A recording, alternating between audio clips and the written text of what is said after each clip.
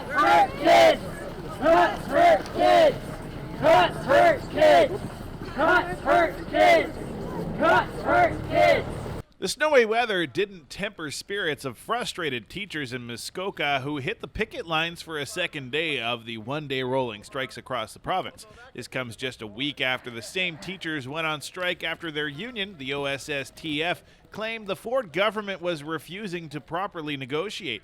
In Huntsville, teacher David Scott says it's not just a matter of teachers' rights at stake, but students' rights as well. So the biggest concerns for the kids are class sizes, which on average would move from 22 to 28. But even that language itself is a bit of a misnomer, because what that is an average funding per student. It's not the actual class size. And so we have classes of 30 existing and 31 that would go up to potentially 37 to 39. And so we are looking at seeing classes that are bigger than the rooms that can hold these students. And other things are supports for students with special needs, accommodations, and just the diversity of learners we have in our schools today. Funding provides the opportunity for these students to have an equal foot to be successful in high school and in the future as a contributing member of our community and economy.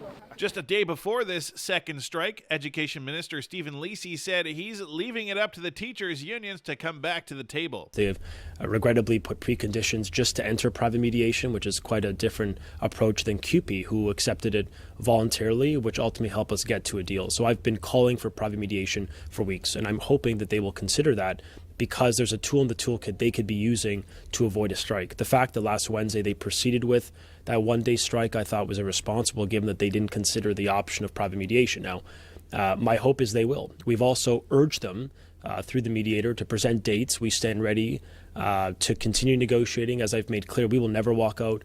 We'll never walk away from our kids or from the importance of educational continuity. And that's why I've said to them, the ball, OSSTF, it is in their court. But Scott says the minister seems to be misinformed. Our stance on what Minister Lisi has put forth so far seems in a form of disinformation, where he constantly goes back to $1.5 billion in compensation, which is totally untrue. That funding is for student supports and appropriate class size funding, not for teacher compensation. It's true that a human has to be in front of a group of students, which would be a paid position, but our position is that funding provides opportunities for students. And so we actually believe that Minister Lisi's comments have been, misinforming our public on what truly those cuts mean to education in the future. Meanwhile, phase 2 of Work to Rule has begun for elementary school teachers around the province, which means no planning field trips and no administrative work. There's no word on when these teachers might also start hitting the picket line as well.